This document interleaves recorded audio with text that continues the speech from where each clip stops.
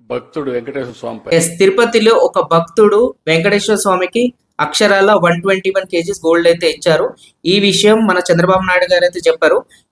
తన ఐడెంటిటీ మొత్తం అనానమస్ గా పెట్టారు. ఎందుకంటే తనకి ఇష్టం లేదంట అలా చెప్పడం. అండ్ దానికి రీజన్ ఏంటి అంటే తను ఒక కంపెనీ పెట్టి సక్సెస్ అయ్యాడు.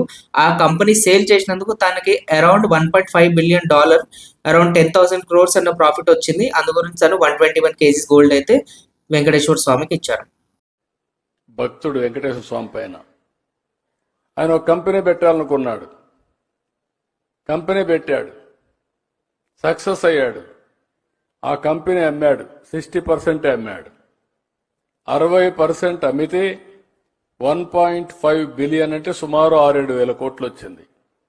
ఈ సంపద వెంకటేశ్వర స్వామి ఇచ్చాడు కాబట్టి ఆయనకి తిరిగి ఇవ్వాలని ఆ భక్తుడు నిర్ణయించుకొని 121 కేజీల బంగారం వెంకటేశ్వర స్వామికి ఇస్తున్నాడు. ఇప్పుడు ఆయన 121 కేజీలు అంటే దగ్గర 140 కోట్లు, 150 కోట్లు.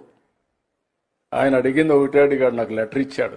సార్ నా పేరు మాత్రం చెప్పొద్దండి, చెప్తే మళ్ళా నాకు ఇది వస్తుంది, మీరు కావాలని చెప్పమని చెప్పాను. అంటే మీరు గుర్తుపెట్టుకోవాల్సింది ఆయనకు ఒక ఇంట్యూషన్, భగవంతుడు ఒక ఇంట్యూషన్ 121 కేజీలు ఇమ్మన్నాడు.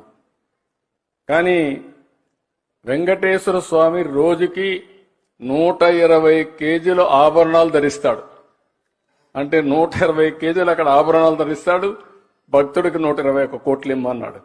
ఆయన అదే అన్నాడు, సార్ నాకు తెలియదు వెంకటేశ్వర స్వామి ఇంత బంగారం ఆభరణాలు పెట్టుకుంటాడు.